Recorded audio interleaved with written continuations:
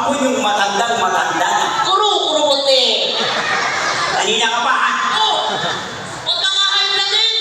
Inaasal mo ako eh. Baka mamaya maestro ka sa kabila naman, ganyan ka naman naman oh. Ang hira ka, sobra ka Baka manlaki. nakalimango din kasi sa tuwing umaga dapat mag-exercise ka.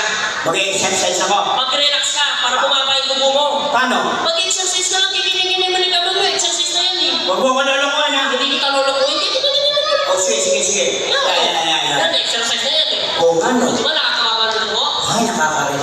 Para mas lalo ka ma-relax, may sasabihin mo kayo salitang Latin. May sasabihin pa ako? Medyo nakakatakot yun, pero nakakababa ng dugo yun. Salitang natin. Salitang Latin. O, sige.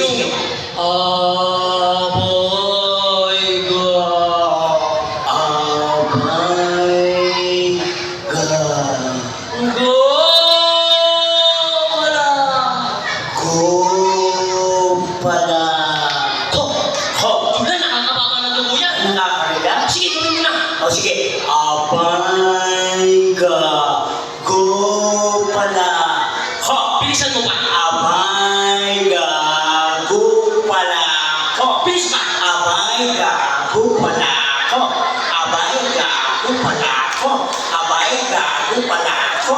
Abay ka, go pala. Ho! Abay ka, go pala. Ho! Tago ka, abay ka, go pala. Ho eh. Ayaw mo lang nalata. Babay mo! Alam mo, papangit ang mga tanong mo eh.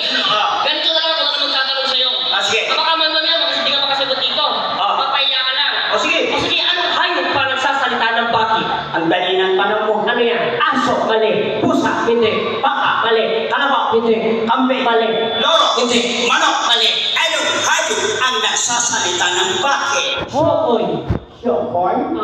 Bakit?